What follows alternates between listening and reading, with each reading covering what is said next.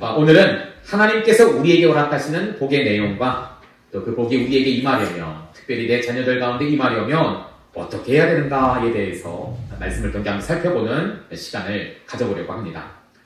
우리가 방금 전에 1절과 2절을 읽어보았지만 1절과 2절에 반복되는 문구가 나오죠. 그것이 무엇입니까? 네가 네 하나님이라는 단어입니다.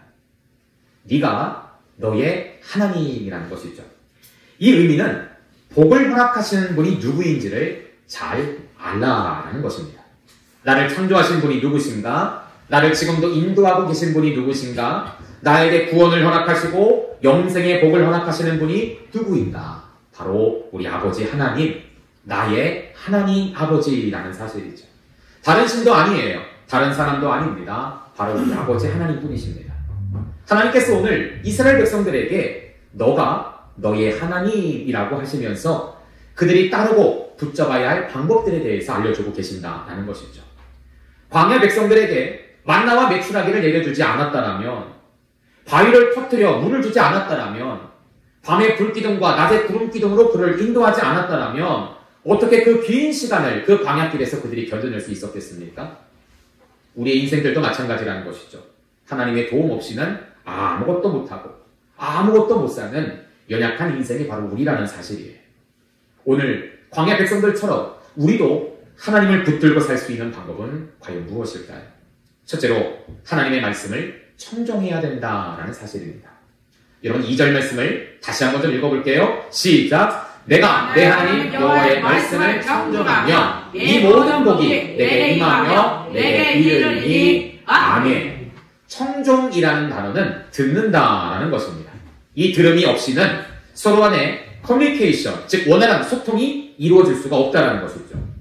여러분 군대에 아주 유명한 일화 있지 않습니까?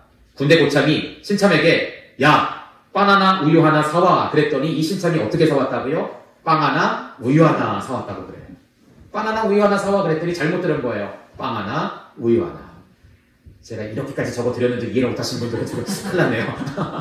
커뮤니케이션이 안 되는 거예요. 주의 깊게 듣지 못하는 거예요. 이런 일들이 우리 주변에 얼마든지 일어날 수가 있습니다. 그래서 여러분들은 여러분들의 영적인 부분을 담당하고 기도하고 있는 목회자의 말씀을 잘 들으셔야 돼요.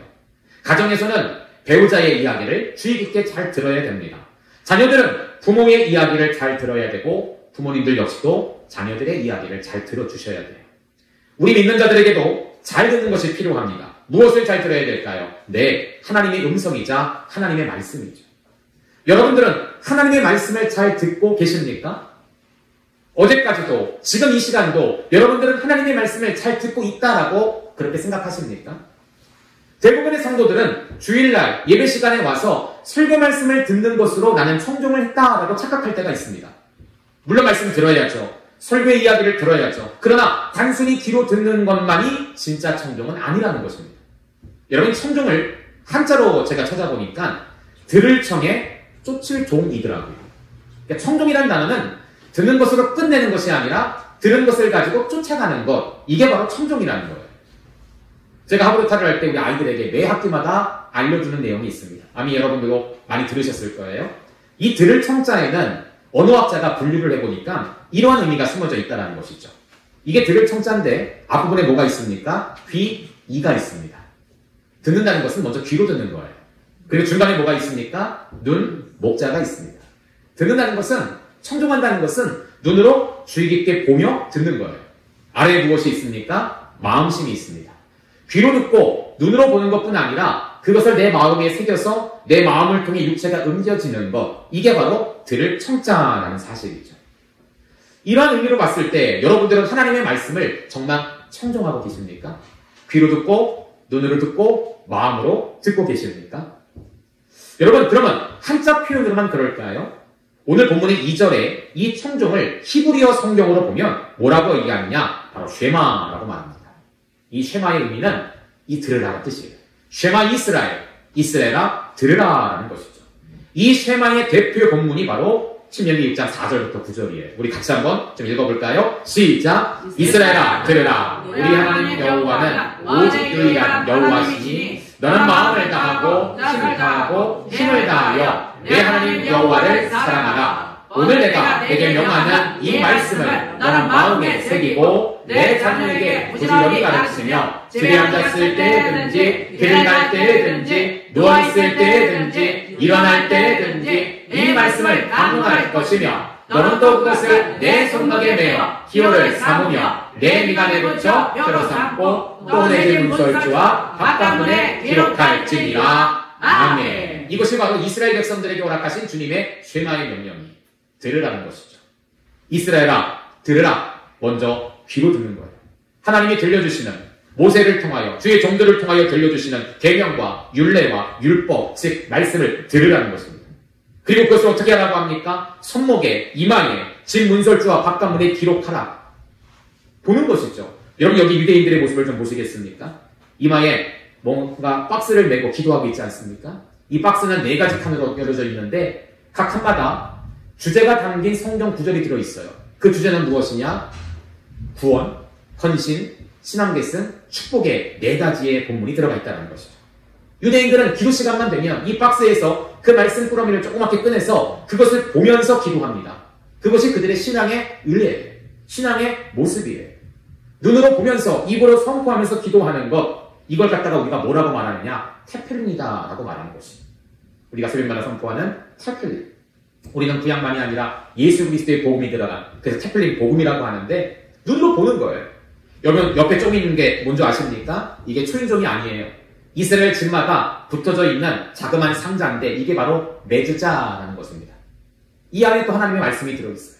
이스라엘 백성들은 집에 들어갈 때마다 나갈 때마다 이 메즈자를 손으로 만지고 눈으로 보면서 우리 가정은 하나님이 축복을 내시는 가정입니다 라는 선포와 기도를 하는 것이에요. 하나님의 백성의 가정이라는 표시라는 것이죠. 물론 우리는 유대인이 아니기 때문에 이렇게 할 필요는 없습니다. 그러나 우리에게 주신 명령은 동일해요. 어떻게 하라고요? 하나님의 말씀을 귀로 듣고 눈으로 보고 매일 내 손으로 만지는 것처럼 하나님의 말씀을 늘 가까이 늘 대할 수 있는 그 중심과 그 열정이 우리 가운데 있어야 된다는 것이죠. 그게 바로 들을 청이라는 거예요. 뿐만 아니라 6장 6절에 보니까 내가 명하는 이 말씀을 너는 마음에 새기라. 마음으로 공감하고 마음으로 새기는 거예요. 여러분 잠언 4장 4절에도 내 말을 너의 마음에 두라 라고 말합니다. 우리에게 주시는 말씀을 흩어버리는 것이 아니라 내 마음속에 잘 간직하라는 뜻이에요. 두다, 간직하다, 빼앗기지 말고 흩어버리지 말고 마음에 잘 새기라 라는 것이죠. 잠언 4장 21절 말씀에도 그것을 내 눈에서 떠나게 하지 말며 내 마음속에 어떻게 하라고요? 지키라. 지키라. 여러분 제가 지난주 설교 말씀을 드렸잖아요. 물론 여기 히브리어긴 하지만 지키라라는 의미는 2가지가 있다. 하나는 무엇이라고요? 저장하다. 또 하나는 뭐라고요? 준수하다. 우리가 마음으로 하나님의 말씀을 본다는 것은 마음속 깊은 곳에 묻어두고 마치 장을 담그듯이 깊게 묻혀두는 것이 아니라 내 마음에 새기고 그것을 가지고 날마다 실천하는 삶을 사는 것, 그것이 바로 마음으로 성경을 읽는다라는 사실이에요. 자, 이런 의미에서 다시 한번 여러분 질문 드립니다. 여러분 설교 들을 때나 개인적인 묵상의 시간이 있을 때 정말 여러분들은 하나님 말씀을 청종하고 계십니까? 물론 청종하고 계시겠죠. 혹시 어느 부분이 조금 부족하다면 오늘 이 말씀을 통해서 다시 한번 하나님의 말씀을 청종할 수 있는 저와 여러분 되시기를 소망합니다. 하나님께서 이스라엘 백성, 특히 광야 백성들에게 그들의 살 길을 알려주신 것은 수능 공부에서 다 1등급 맞아야 내가 널 살려주겠다 말씀하지 않으셨어요. 여러분 그렇게 말씀하셨더라면 오늘 우리가 살 사람이 얼마나 될까요? 저부터도 안 돼요. 네. 동화 되려나? 안 될 것 같은데 안 됩니다. 네가 바다를 가를 수 있는 기적, 믿음의 기적을 키워라. 그럼 내가 널 구원해주겠다. 내가 널 살려주겠다. 라고 말씀하신다면 우리 중에 아무도 구원받을 사람 없습니다. 하나님은 어려운 걸 내지 않으세요. 단 하나, 주의 말씀을 지켜 행하는 것. 주의 말씀을 청정하는 것. 이것이 바로 우리에게 주신 주님의 명령이라는 것이죠. 여러분 요즘은요. 내비게이션 없이 목적지에 도달할 수 없는 참 복잡한 시대 가운데 살고 있습니다. 저 어렸을 때만 해도 장로님 어디 가시면 지도책을 꼭 펼쳐서 보시던 기억이 나요. 제가 어렸을 때. 옛날엔 지도책. 요즘도 있긴 있는데 잘 안 보시죠. 다 내비게이션. 내비게이션 없이는 길을 못 가요. 제가 고향이 평택입니다. 평택에서만 대학 가기 전까지 오랫동안 태어나 살고 계속 살았어요. 근데 요즘 평택에 무슨 일이 있어서 어떤 교회 찾아가면요. 길을 모르겠어요. 제 본 적은 평택시 통곡동 88번지 아직 적혀 있는데 길을 모르겠어요. 내비게이션 없이는 길을 못 찾겠어요. 그렇게 복잡한 시대 가운데 살아갑니다. 어제 제가 저희 모교를 갔다 왔어요. 서울신학대학교를 갔다 왔습니다. 저희 지도 교수님이 이제 추천을 해주셔서 어제 기독교 학회라는 큰 모임이 있는데 기독교에 관련된 학회의 사람들이 다 모이는 총회였어요. 여성신학회, 음악학회, 기독교 신학회, 구약회 등등 14개 학회가 모이는. 거기서 아마 저를 이제 신진학자로 추천을 해주셔갖고 인사를 드리러 갔습니다. 신진학자입니다. 작년에 학위를 받았습니다. 그래서 저 학위 받은 내용들 이야기하는 그런 시간 인사를 드리러 갔어요. 근데 어제 가서 주제가 뭐였냐면 AI였습니다. 기독교에서 AI를 어떻게 볼 것인가? 참 복잡하더라고요. 기독교 상담에서 AI를 어떻게 할 것인가? 어떻게 볼 것인가? 이게 가능할까? 불가능할까? 교수님마다 이야기가 달라요. 이화여대 어떤 교수님은 자기는 얼리 어댑터라 모든 걸 다 써본대요. AI를 빨리 도입해야 된대요. 근데 장수팀제 쪽 교수님은, 연세가 많으신 교수님은 위험하다, 안 된다, 아직은 아니다. 의견이 분분해요. 소그룹으로 모인 상담학 쪽에서도 이걸 해야 될까 말아야 될까 분분해요. 결론이 없어요. 참 복잡하더라고요. 여러분, 복잡한 시대 가운데 살아가고 있습니다. 뭘 택해야 될까? 뭘 해야 될까? 뭘 알아야 될까? 요즘 챗GPT라는 그런 프로그램이 참 많은 분들에게, 목회자들도 많이 쓰고 있습니다. 여러분, 요한복음 말씀 보니까 보혜사 성령님을 보내주신다고 하면서 뭐라고 말하냐면 내가 너에게 기억나게 하고 생각나게 하리라 라고 하셨거든요. 근데 그 역할을 요즘 챗GPT가 하고 있어요. 모든 기억력을 추리고 통계적으로 내어서 사람들에게 뭔가 답을 주고 있죠. 그래서 요즘 성도님들 보면은 대표기도 잘 못하는데 챗GPT 보고 대표기도를 써달라고 그러고 설교 원고를 써달라고 하고. 자, 이런 시대 가운데 살아가고 있습니다. 뭐가 진리이냐? 무엇이 참이냐? 복잡한 시대 가운데 살아가고 있습니다. 근데 성경은 우리에게 아주 명확하고 단순하게 답을 말하고 있죠. 그것이 뭡니까? 하나님의 말씀이라는 거예요. 말씀. 우리 인생의 내비게이션은 말씀입니다. 말씀 따라 갈 때 우리는 사는 거예요. 말씀 따라 갈 때 우리 자녀들은 사는 것입니다. 이스라엘 백성들에게 수많은 정치, 경제, 군사, 과학들을 알려주신 것이 아니라 딱 하나 말씀대로 살아갈 것을 알려주고 계세요. 영적인 내비게이션, 다 말씀이에요. 사랑하는 성도님들, 말씀을 청종하시기를 바랍니다. 한 귀로 듣고 한 귀로 흘려보내는 것이 아니라 한 귀로 듣고 마음의 여러 가지 작동을 통해서, 프로세서를 통해서 내 마음에 잘 새겨지고 이제 여러분들의 손과 발을 통해 이 말씀이 성육신 될 수 있도록, 그 말씀이 여러분들을 통하여서 실천되어질 수 있도록 이 청종하는 삶을 살 때 우리가 산다는 거예요. 여러분, 아까 제가 말씀드렸죠? 청종의 종자가 뭐라고요? 쫓을 종이다. 말씀대로 쫓아가셔야 돼요. 예수님처럼 쫓아가셔야 돼요. 복음이 우리에게 허락하시는 그 말씀대로 쫓아가셔야 돼요. 우리에게 주신 지혜랑 대명령, 복음의 사명을 쫓아가셔야 됩니다. 여러분, 듣는 것이 많아서 귀가 커지고 머리만 커지는 성도들이 아니라 귀가 안 커져도 돼요. 머리 안 커져도 돼요. 어제 학기 모임 갔더니 다 박사예요. 여기도 박사, 저기도 박사. 목사가 한 명도 안 불러요. 다 박사, 서박사 모았어. 그렇게 머리만 커지는 것이 아니라 그 가운데서도 말씀을 쫓아 나아갈 수 있는 자. 정말 순수하게 어린아이처럼 그 말씀이 참이라는 사실을 알고 그 말씀을 순종하고 그 말씀을 살아갈 수 있는 믿음의 성도, 성정의 성도가 되시기를 주의 이름으로 축복합니다. 두 번째로 여러분, 진짜 복을 받으셔야 돼요. 진짜로. 여러분 6절 말씀 같이 한번 읽어봅니다. 시작! 네가 들어가도 복을 받고 나가도 복을 받을 것이니라. 아멘. 여러분, 복하면 제일 먼저 생각나는 것이 요즘 시대에 기복주의라는 말이 가장 많이 생각납니다. 이 기복주의가 뭐냐면 복을 빈다는 거예요. 이 기복주의 신앙은 뭐냐면 교회를 나오는데 복 받기 위해 교회 나오는 거예요. 목사님, 이거 뭐가 잘못됐습니까? 물론 아니죠. 교회 나오면 복 주십니다. 여러분, 성경 볼까요? 창세기 1장 22절 말씀 같이 읽습니다. 시작!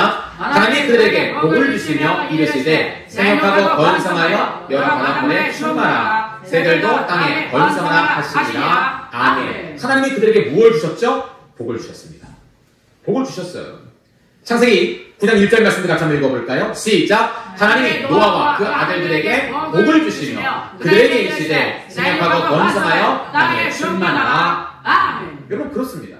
오늘 우리가 읽진 않았지만 4절, 5절, 6절 말씀에도 하나님께서 뭐라고 말씀하시냐면 땅에 복을 주고 너의 짐승과 그 새끼에도 복을 주시고 너의 집의 광주리, 그러니까 집의 그릇들도 다 복을 주시고 6절에는 출입에 내가 대문을 열고 나갈 때 들어올 때까지도 복을 주신다라고 말씀하세요. 기독교는요, 복의 종교입니다. 하나님 어떤 분이십니까? 신명 21에서 6장 14절 말씀 같이 읽습니다. 시작! 이르시되 내가 반드시 너에게 복 주고 복 주며 너를 번성하게 하고 번성하게 하리라 하셨더니. 하나님 어떤 분이라고요? 우리에게 복 주기를 원하시는 분이시다. 믿으시면 아멘합니다. 아멘. 하나님 우리에게 복 주시는 분이세요. 그러니까 여러분, 교회 오면 하나님 복 주십니다. 하지만 이것이 기복주의 신앙과 뭐가 다르냐? 순서의 문제예요. 복 받기 위해 교회 오는 것이 아니라, 복 받기 위해 헌신하는 것이 아니라, 복 받기 위해 예물 드리는 것이 아니라, 내가 하나님께 헌신하고 내가 하나님을 사랑하고 그 계명대로 살아갈 때에 그 복은 어떻게 한다고요? 나를 따르게 된다. 복이 목적이 아니라 나의 헌신과 하나님의 사랑이 가장 우선순위가 되어야 된다는 거예요.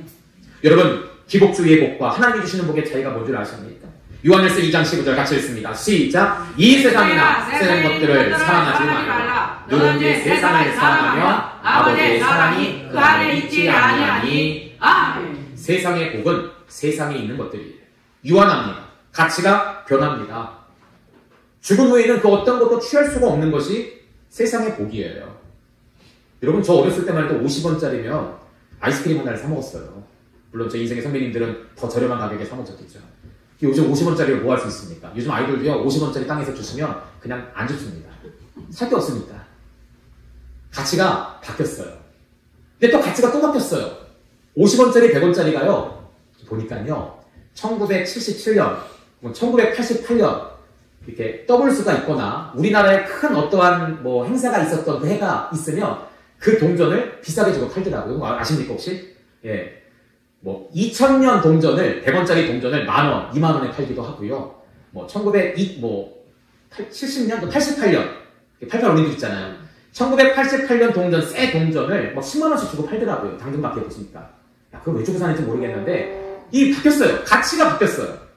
세상의 가치는 바뀝니다. 여러분, 우리 인생이 100년을 삽니까? 150년을 삽니까? 못 삽니다. 못 살아요. 유한한 인생인데 그 없어질, 그 변할 동전 하나 때문에 우리의 인생을 허비하는 것이 바로 세상의 사랑이라는 거예요. 그 동전 하나를 벌기 위해서 사람을 누르고 사는 것이 바로 우리의 인생이라는 것이죠. 하지만 하나님의 복은 다릅니다. 여러분, 성경을 한 구절로 요약하면 바로 요한복음 3장 16절이에요. 너무나 잘 읽은 말씀이죠. 하나님이 세상을 이처럼 사랑하사 독생자를 어떻게 하셨다고요? 주셨어요. 이는 그를 믿는 자마다 멸망하지 않고 무엇을 얻는다고요? 영생을 얻는다. 내가 아무리 100억이 있고 100조가 있다 할지라도 영생 받지 못하면 하나도 못 가고 갑니다. 동전 한 푼도 못 가고 갑니다. 하나님 우리에게 영생을 주셨어요. 근데 중요한 것은 무엇입니까? 영생 전에 누구를 주셨어요? 예수님을 주셨다는 거예요. 예수님이 왜 우리의 복이 될까요? 마태복음 1장 23절을 보니까 보라, 처녀가 아들을 낳을 것이요 그 이름을 임마누엘이라 하리라. 임마누엘의 뜻이 무엇입니까? 하나님이 우리와 함께 하신다. God with us. 하나님이 우리와 함께 하신다. 여러분, 오늘 3절부터 6절 말씀을 제가 적어놨는데 눈으로 한번 보시겠습니까? 제가 읽어드릴게요. 성읍에서도 복을 받고 들에서도 복을 받을 것이며 내 몸의 자녀와 내 토지의 소산과 내 짐승의 새끼와 소와 양의 새끼가 복을 받을 것이며 내 광주리와 떡반죽 그릇이 복을 받을 것이며 네가 들어와도 복을 받고 나가도 복을 받을 것입니다. 이 말씀을 우리가 오해하면 안 돼요. 내 성읍에도 복이 내려야 되고 내 있는 나의 땅에도 복이 내려야 되고 내 자녀가 좋은 대학 가고 좋은 직장 얻어야 되고 우리 집에 먹을 것이 풍성해야 되고 이런 복을 받는 것이 바로 신명기 28장에 나오는 복이다라고 착각해서는 안 된다는 거예요. 여러분, 이 말씀의 진정한 의미가 뭔지 아십니까? God with us예요. 하나님이 함께 하시는 것이 진짜 복이라는 거예요. 성읍, 내가 살고 있는 동네에 하나님이 함께 하시는 것이 복이에요.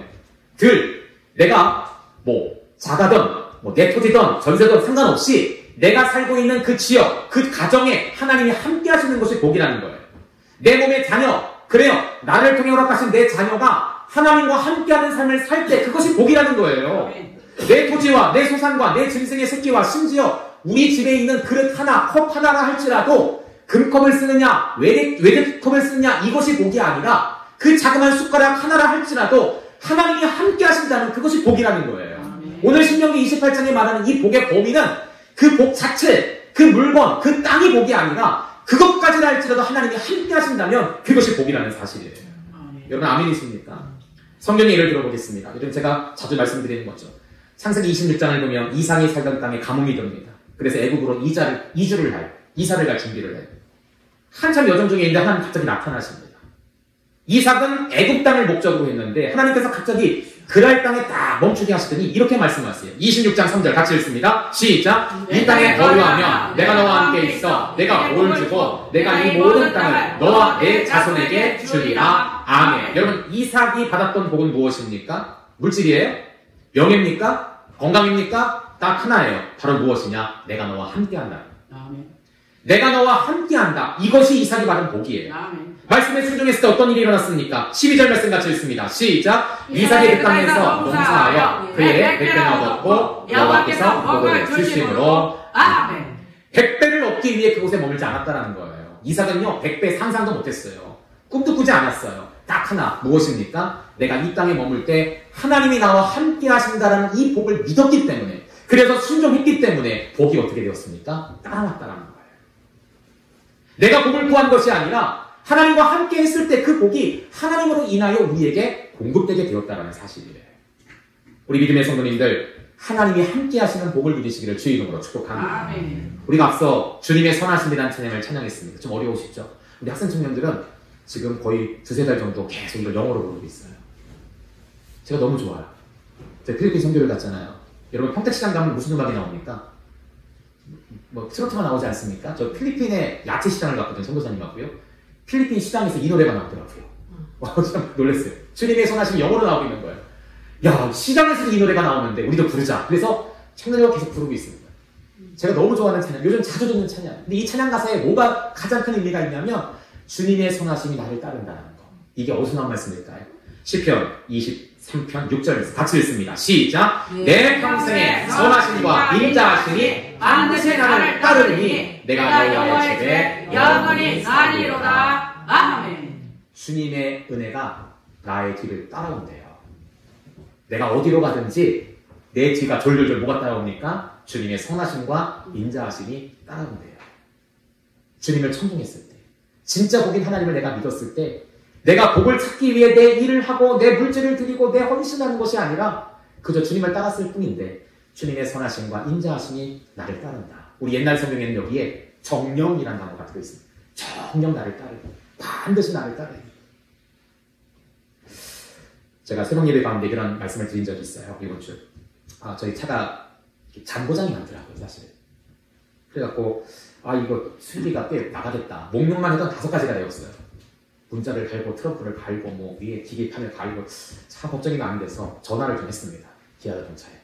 그랬더니 고객님 그러면서 무상보증이 나왔습니다. 그래요. 감사하네요. 언제까지 했더니 모레까지입니다. 그런 거예요. 그래서 급하게 달려갔습니다.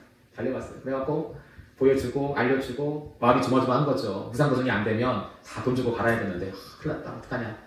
그러다가 이제 얘기를 했는데 다 무상보증이 돼버린 거예요. 수리가 됐어요. 네. 아주 감사하더라고요. 제가 그런 생각을 했습니다. 여러분 이사야 43장을 보면 하나님께서 이렇게 말씀하십니다. 내가 너를 지명하여 불렀나니 너는 내 것이다. 이 1절이에요. 내가 너를 지명하여 불렀나니 너는 내 것이다. 1절이에요. 2절에 뭐가 나오냐면 네가 물 가운데 지나든지 강 가운데 지나든지 불 가운데 지나든지 너를 해하지 못할 것이다. 이게 2절입니다. 저는 이 말씀이 전에는 그냥 지나갔는데 얼마나 큰 은혜가 되었는지 몰라요. 여러분 1절은 무엇이냐? 우리가 택함받은 거예요. 근데 하나님께서는 우리에게 무상보증 기간을 주십니다. 제 자동차는 3년이 무상보증 기간이더라고요. 넘어가면 유상이. 하나님의 무상보증 기간은 3년이 아니라 어떻게 됩니까? 영원하다라는 거예요. 아멘. 영원하다. 내가 너를 지명하여 불렀다. 너는 내 것이다. 내가 너를 택했다. 그래 넌 내 거야. 이제 내가 너의 삶을 무상보증으로 책임질 텐데 불 가운데 가던 물 가운데 가던 강이 너를 덮던 간에 다 내가 너를 지켜줄 거야. 언제까지요? 영원히. 여러분 오늘 말씀 보세요. 내 평생에 선하심과 인자하심이 반드시 나를 따르니 내가 여호와의 집에 어떻게 살리라고요? 영원히 살리라. 2년 전세기에 그게 아니라는 거예요. 10년 무상보증, 우리 아파트 많이 나오대요 요즘. 그게 아니라는 거예요. 영원히 살리다. 주님의 무상보증은 영원한 거예요. 제가 그걸 깨닫고 말씀을 보면서 얼마나 은혜가 됐는지 몰라요.